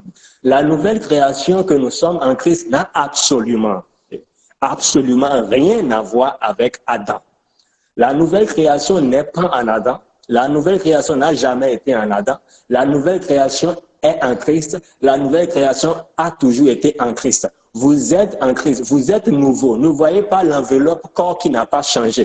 L'enveloppe corps n'est rien du tout. Vous êtes esprit. La Bible dit ce qui est né de l'esprit est esprit. C'est ce que la Bible dit. Ce qui est né de l'esprit est esprit. Adam était devenu une âme vivante. Vous, vous n'êtes pas une âme vivante. Vous êtes un esprit vivifiant. Adam a été formé avec la poussière de la terre. Vous n'avez pas été formé avec la poussière de la terre, mais vous avez été formé par l'esprit, Dieu lui-même. Donc, on n'a absolument rien à voir avec Adam. C'est Adam qui a péché. C'est Adam qui a besoin de demander pardon. C'est Adam qui a demandé pardon. Et dans le règne spirituel, il n'y a que deux espèces d'humains. D'un côté, vous avez Adam et de l'autre côté, vous avez Christ. L'ancienne création est en Adam. La nouvelle création que vous et moi sommes par la foi en Jésus-Christ, nous sommes en Christ. L'ancienne création pêche, demande pardon, cherche à se rapprocher de Dieu. La nouvelle création que nous sommes en Christ est sainte, est juste. Elle n'a pas à se rapprocher de Dieu, mais elle est déjà un avec Dieu. La Bible dit nous sommes un avec lui. C'est la prière que Jésus a faite. Qu'il soit un. Jean 17. Il a fait cette prière avant d'aller sur ce bois infâme à Golgotha dans Jean 19. Pour aller accomplir ça. Et dans Jean 19, verset 30, il vient dire tout est accompli. Ça veut dire que cette prière a été accomplie. Ça veut dire que dans Jean 19, 30, ce que Jésus était en train de dire que Jean 17 accompli. Il était en train de dire qu'à partir de cet instant, dès lors que le sang a coulé sur ce bois infâme, dès lors qu'il est devenu péché, afin que nous devenions justice de Dieu en lui, nous sommes devenus un avec Dieu. Nous n'avons pas à chercher à plaire à Dieu. Nous n'avons pas cherché à nous rapprocher de Dieu. Mais nous sommes déjà confondus avec lui. Lui en nous, nous en lui. Il n'y a pas de différence. Alors dites-moi concrètement, avec Dieu. Vous êtes en lui, il est en vous. Vous êtes un. Et ce n'est plus vous qui vivez désormais. Galates 2, verset 20. Ce n'est plus moi qui vis désormais, mais c'est Christ qui vit en moi. Ça veut dire que ce n'est plus toi qu'on voit, ma sœur Joséphine. Je veux que tu retiennes ça. Ce n'est plus toi qu'on voit, mais c'est Christ qu'on voit. Alors, est-ce que Christ, sortez-moi le verset, où Christ a demandé pardon au Père? Avez-vous déjà vu un tel verset dans la Bible? Vous n'en verrez pas. Christ demandait pardon au Père pour les autres. Il disait, Père, pardonne-leur, car ils ne savent pas ce qu'ils font. Mais nulle part, tu ne verras Christ, Jésus-Christ dit, Père, pardonne-moi. Est-ce qu'il y a un seul verset dans la Bible où Jésus-Christ a dit, Père, pardonne-moi? Non. Or, ma Bible et ta Bible, notre Bible, la Bible de tous et chacun de nous, nous dit dans 1 Jean 4, nous dit clairement que 1 Jean 4, 17, tel il est, tel nous sommes dans ce monde. Tel Christ est, tel nous sommes dans ce monde. Alors, si Christ, en qui tu es, avec qui tu es un, et tel il est, tel tu es dans ce monde, si jamais tu me dis, Père, pardonne-moi, ou quelque chose, sur quelle base scripturelle d'abord, sur quelle base légale tu peux te lever pour dire, Père, pardonne-moi? Ça n'a aucun sens. C'est ça ce qu'on appelle l'adamisation de la nouvelle création. On veut amener la nouvelle création que nous sommes à adopter le mode de vie de Adam, à vivre comme Adam. C'est Adam qui demande pardon. C'est Adam qui a demandé pardon. La nouvelle création n'a pas à demander pardon à Dieu. Elle est déjà bien aimée de Dieu. Elle ne fait rien qui nécessiterait que Dieu puisse la pardonner. Tout ce qu'elle pourrait faire qui nécessiterait que Dieu puisse la pardonner, Dieu l'a déjà pardonné à l'avance en fait. Il y a eu comme un acompte par le sacrifice de Jésus. La Bible dit nous avons été pardonnés par le sang de Jésus-Christ. Donc, ce n'est pas nos paroles, nos mots que nous avons sortis qui vont faire que nous serons pardonnés. Non, mais nous avons été. C'est comme s'il y a un acompte pour tout ce que tu pourrais faire qui nécessiterait un pardon. Le sang de Jésus a coulé. Le sang de Jésus a coulé. La Bible dit que sans effusion de sang, il n'y a pas de pardon des péchés. Alors, est-ce que c'est maintenant qu'il y aura l'effusion de sang? Non, l'effusion du sang a déjà eu lieu. Donc, ça veut dire quoi? Qu'il y a eu le pardon. Donc, c'est une perte de temps que de chercher à dire pardon, en fait.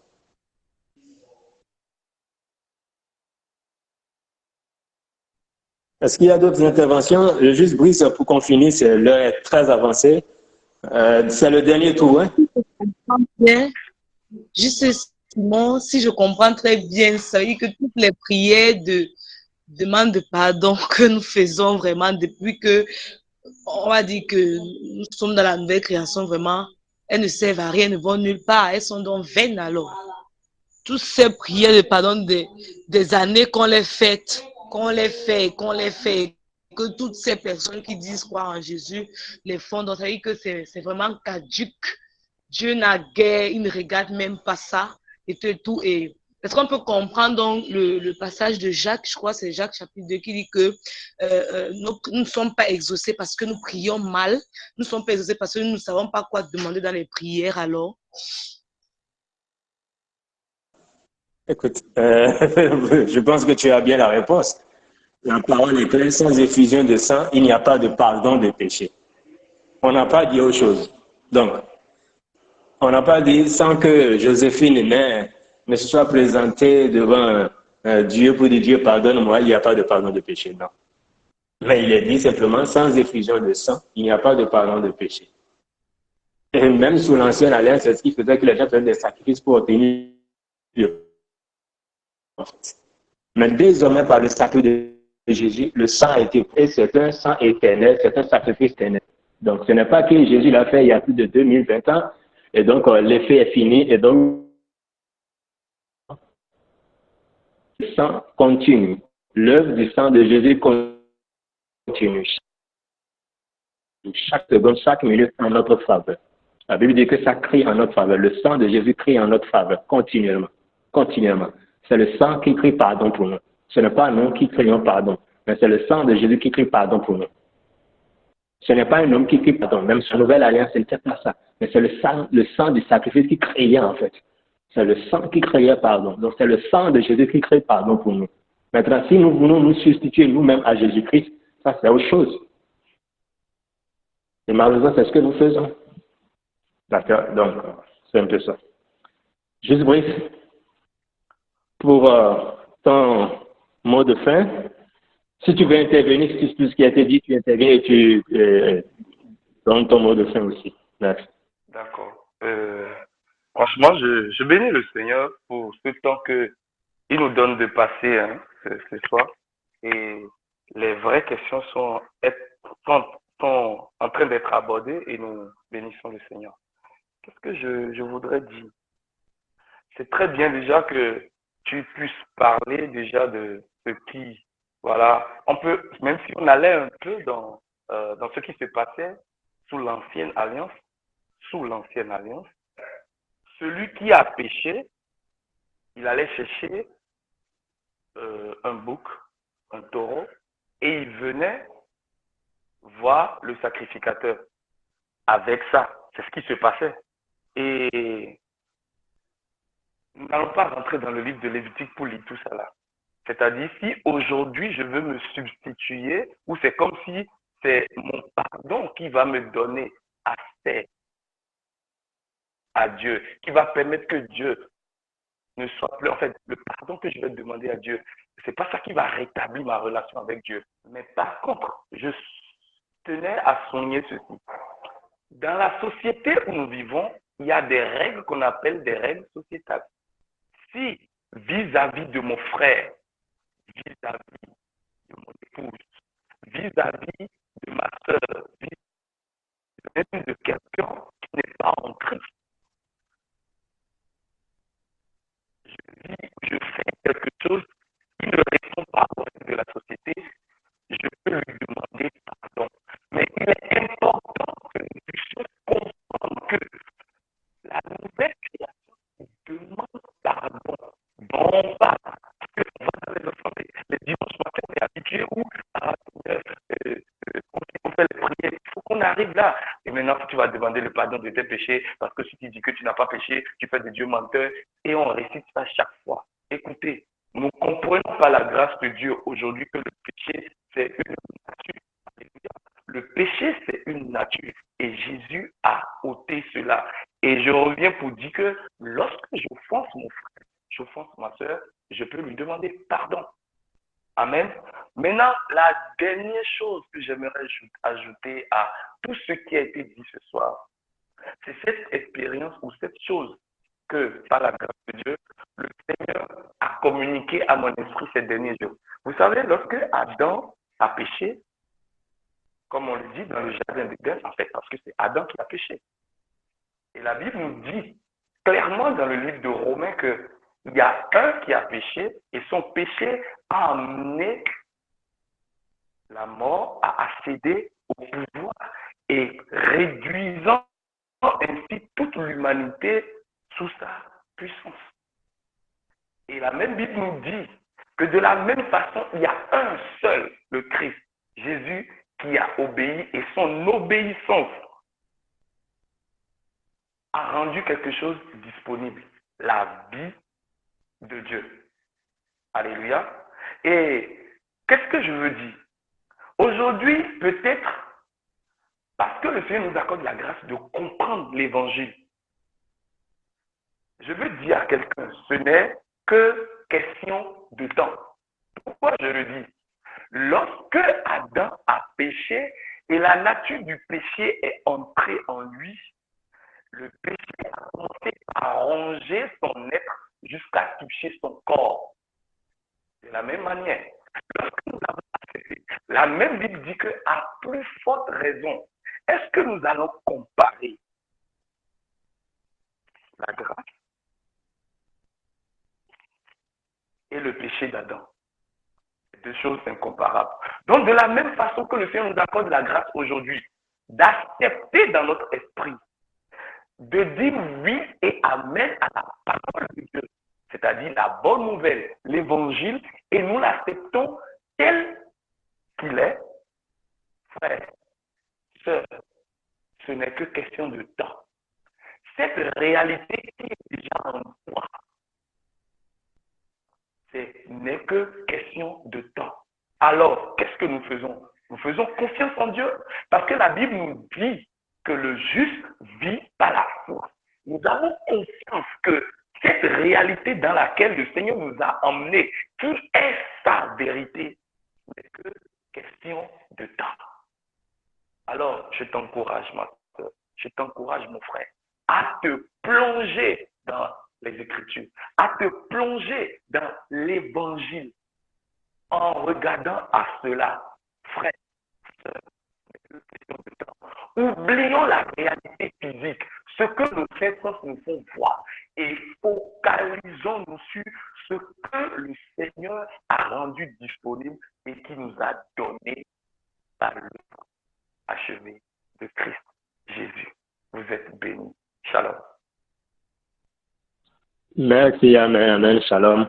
Il y a le frère Honneur qui avait levé la main.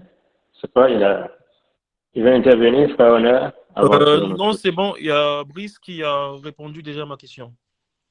Super. Ok, merci. Amen. Ouais. Merci. Dans le chat, il y avait le frère Christian qui a dit, je pense le mot, quand je dis que Jacques était un légaliste, il tentait de ramener la loi juste sur la nouvelle alliance. Pas si faux que ça. Mais bon, on ferme la parenthèse. Et la sœur Joséphine, qui est scandalisée, le Saint-Esprit l'aide à comprendre. Amen, amen. Alors, on arrive à la fin de l'émission. Je laisse la parole au juste Marseille pour son mot de fin. Merci beaucoup, Giscard. Je bénis le Seigneur pour ce temps qui nous a permis d'accorder la grâce de passer véritablement ensemble. Et vraiment, si j'ai quelque chose à dire encore, c'est ce passage-là de 2 Corinthiens 4, verset 18, en fait. 2 Corinthiens 4, verset 18. J'aimerais même le lire en version TPT pour nous, qui nous dit « Parce que nous ne nous concentrons pas notre attention sur ce qui se voit, mais sur ce qui ne se voit pas. Car ce qui est visible est temporaire, mais le royaume invisible est éternel. » Donc, en fait, la réalité autour de nous, c'est comme la réalité, l'objectif, c'est que nous soyons, pour Dieu, ce que Dieu veut pour nous, il a dit, l'heure vient. Et c'est déjà arrivé où les vrais adorateurs adoreront le Père en esprit et en vérité. Donc, pour nous, ce qui est vrai, ce sont les réalités invisibles. C'est ce que Christ nous dit, c'est le témoignage de l'esprit de vérité.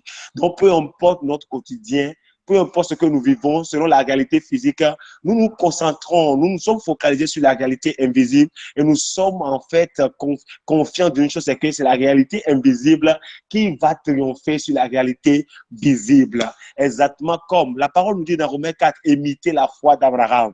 Mais qu'est-ce que nous avons vu dans la vie d'Abraham? S'il y a une leçon à tirer dans la vie d'Abraham, c'est que le patriarche Abraham s'est concentré sur la réalité invisible plutôt que sur la réalité visible. Alors que la réalité visible, il était stérile. Dans la réalité invisible, il était père. Mais Dieu l'a tellement chanté ça qu'à un moment donné, il a accepté qu'il est père. Et comme il est père dans la réalité invisible, cela en fait a pris le contrôle de la réalité visible. Pour nous, enfants de Dieu, issus de l'œuvre achevée de notre Seigneur Jésus, la parole de Dieu nous dit que le sacrifice de Christ est un sacrifice unique, mais qui parle pour toujours. Donc nous sommes véritablement, ma prière est que le Seigneur nous affermisse davantage dans la vérité, que nous soyons vraiment, en fait, que nous soyons affermis véritablement, que le Seigneur, par sa grâce, nous amène des hommes et des femmes accomplis dans la vérité, en fait, pour ne pas nous laisser tromper et malmener de gauche à droite, non, mais que nous soyons vraiment des enfants de Dieu qui connaissent